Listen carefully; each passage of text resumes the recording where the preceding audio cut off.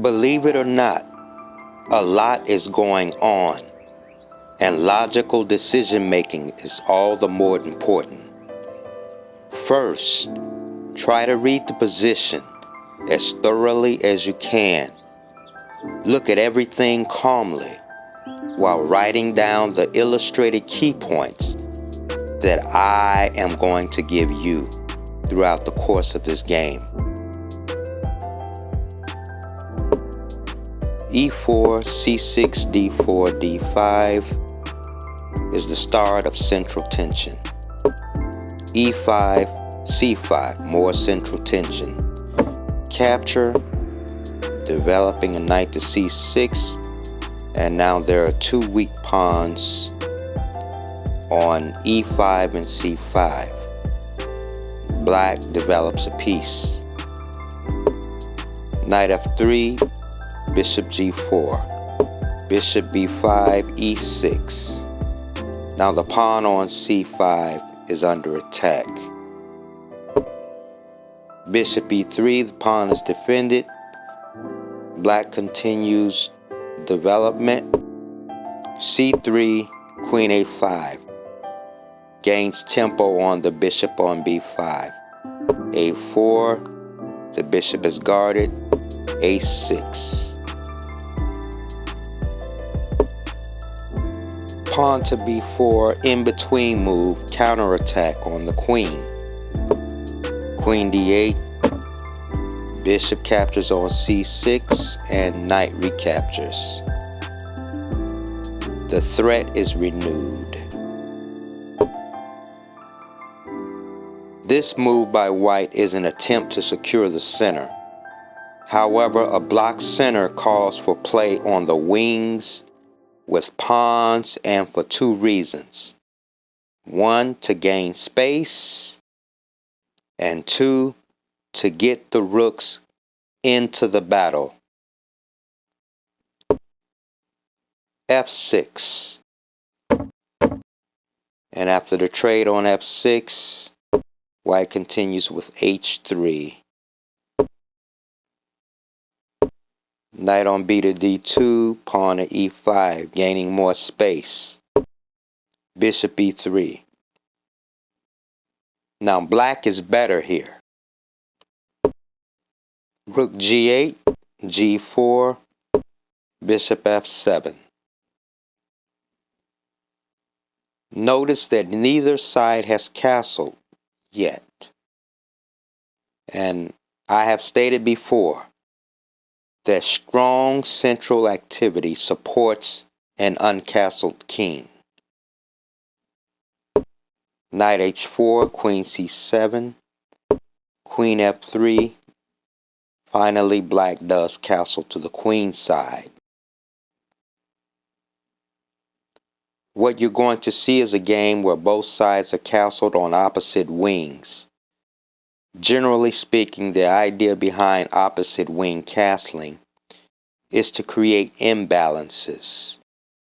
An imbalance is any significant difference in the position, such as advantage in either space, material, or the better placed pieces. Queen takes F6, pawn to D4. CD4, and now bishop D5 attacks the unprotected rook on H1. White castles. Pawn to H5. Queen F5 check, King B8. Knight E4. Knight E7. Queen takes H5. Bishop takes E4. Queen takes E5, and now there's a queen trade. And now Knight D5. This is why players who play the Caro-Kann like playing the Caro-Kann, because the Caro-Kann allows black to play for a win. Rook on F to D1, Bishop E7. This connects both the rooks and also attacks the knight on h4. Rook d4, bishop h7, knight to g2. Notice that black is a piece up and has the 2 bishop advantage. a5, pawn takes a5, bishop takes c5, rook c4, bishop captures on e3, pawn recaptures. Now, this leads to a bishop versus knight endgame. One side has a knight and the other side a bishop. Rook on d to e8, a6, rook takes e5, a takes b7, and now bishop e4. Rook c8 check, trade, and now look at this endgame. White has 4 pawns. How does black play in order to stop the pawns?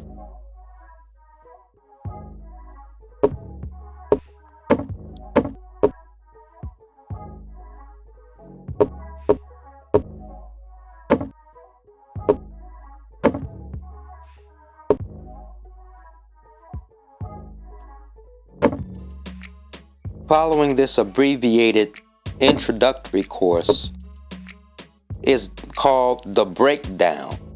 I'm going to break it down to you and give you some essential details. Chess will always be about exploiting your opponent's mistakes. The mistakes are harder to see the higher up you go.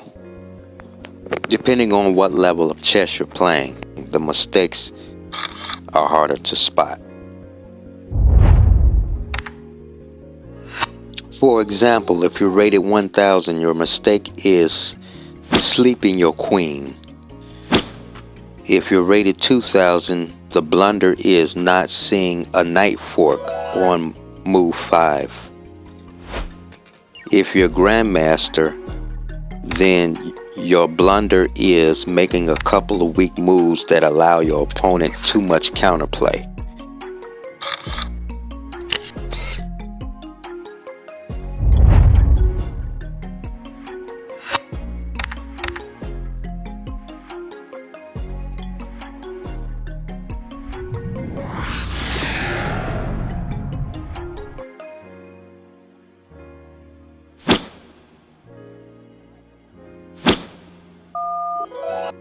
Also note that capitalizing on your opponent's mistakes while playing aggressively and finding new ideas for counterplay are both perfectly valid ways to play the game.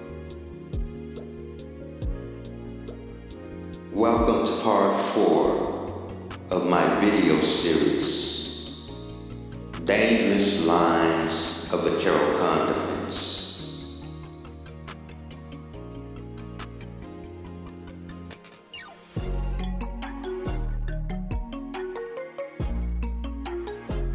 Openings such as the French defense, the Slav defense, and the Caro-Kann defense are good defenses to study.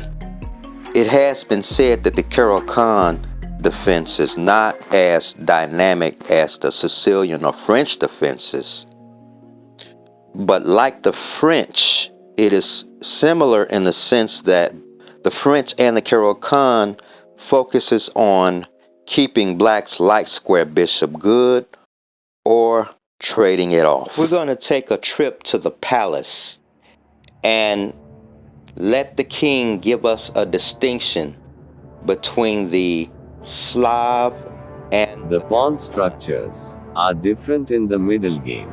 Plans are different. In the Slav, white has not played e4, and in some lines, white plays f3 to prepare for e4, which influences black's focus, IA. Particularly ideas for pawn breaks on e5 and c5.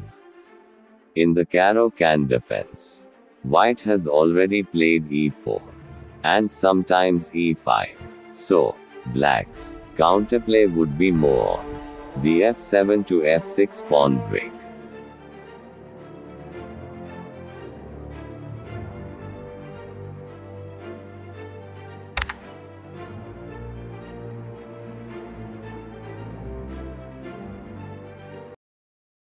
In this game, you will see black capitalize on white's missed opportunities.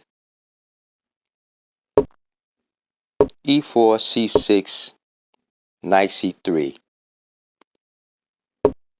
d5. White develops two minor pieces in the opening. Bishop g4 presses the knight on f3. After h3, bishop takes f3, eliminating one of the knights. Queen takes f3 and knight f6 continue with central development. b3. The idea is to fianchetto the bishop to b2, which will put pressure on the a1 to h8 diagonal. e6, bishop b2, knight b to d7. E takes d5, c takes d5, and now queen g3. a6, castle queen side. Rook c8, pawn to d4. Queen a5, king b1, and bishop to a3. Notice how the rook on c8, the queen on a5, both attack the knight on c3. The bishop on a3 challenges the bishop on b2, although the queen is guarding the knight at the moment, and the bishop. So now we're at an attackers versus defenders. Black tries to mount up as many attackers as he can on the knight on c3, more than white can defend. And black's got the initiative due to the pressure on the c3 knight. Now let's go back. I'm going to show you where white failed to make the most of his opportunities and missed two very interesting plans. e4, c6, knight c3, d5, knight f3, and bishop g4. Now the move is to play d4 right away, getting a stake in the center. Knight f6, bishop to d3, and e6, castle king side. Bishop e7, h3, bishop takes f3, queen takes f3, d e4, and knight takes e4. Queen takes d4. Bishop e3, queen d5, rook on a to d1, queen takes a2. Rook a1, queen d5, rook on f to d1, x-rays the queen on d5. a5, queen f4. Queen d8, queen g3. Knight b to d7, and queen takes g7.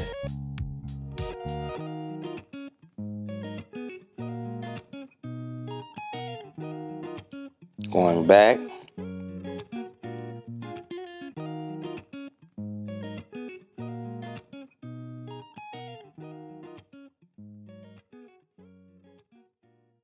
So instead of d4, white plays the pawn to h3. Bishop takes f3, queen takes f3, knight f6, and instead of b3, again, d4, claiming a stake in the center. And after e6, bishop d3, d takes e4, knight takes e4, and queen takes d4. This time, pawn to c3. Queen d5, knight takes f6, gf6, bishop e4, queen c4, pawn to b3, excuse me, queen c5, and now queen takes f6. The rook on h8 is threatened. The d8 square is weak. White's got both bishops developed, except for the bishop on c1, but is ready to go to g5, where queen d8 will threaten checkmate. And white will follow up by swinging the rook over from a1 to d1. And white is ready to castle.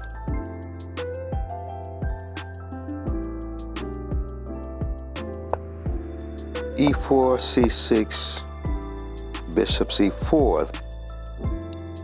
In the Caro-Kann defense, this is known as the hillbilly attack, where white will try and shoot bullets from the hip. d5, ed, and after c takes d5, white gets to decide where to place the bishop. The white does have some good candidate moves of where to place the bishop. None of them are too scary, but it helps to be prepared. Well, this is the start of the hillbilly attack.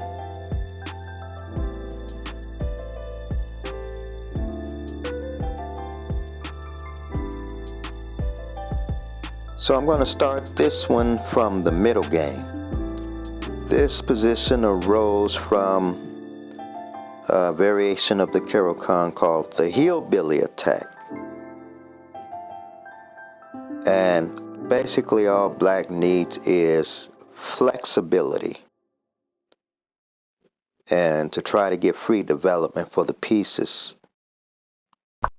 So queen h5 check by white, king g8, bishop g5, queen to f8, knight f5, d3, cd3, bishop takes f5, ef5, and queen takes f5. Queen g4, queen takes f2 check, king d1, and knight d4.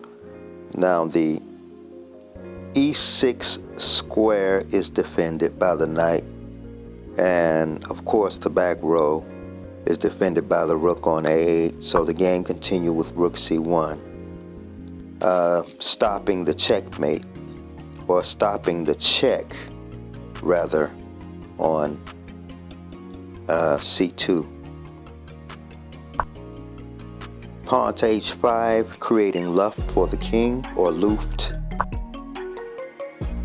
Queen to e4, queen f7, rook c4, pawn h4, gaining space, rook e1, rook h5, and bishop to e3, knight b5.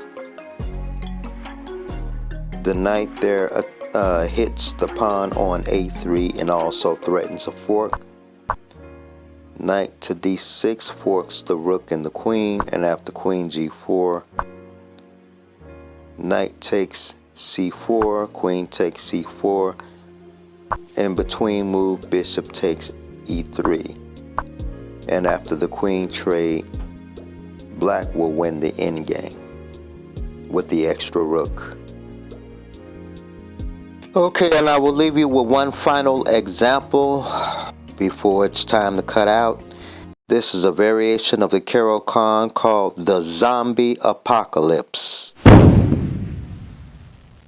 In this game, black unfortunately gets caught by white's zombie. So, zombie attack, I should say. E4, C6, knight F3, and D5. E takes D5, C takes D, and now knight E5. Watch out for those zombies out there. Bishop F5, Bishop B5 check. Bishop D7, Queen H5, G6. So with G6, if white leaves the queen there, that means the queen is already dead. So if a zombie is already dead, then the zombie doesn't mind sacrificing the queen. Thinking you're doing something by capturing the queen leads only to checkmate. Thank you, that is all I have. Thank you for watching, and stay tuned for my next video. Be sure to comment, like, share, and subscribe.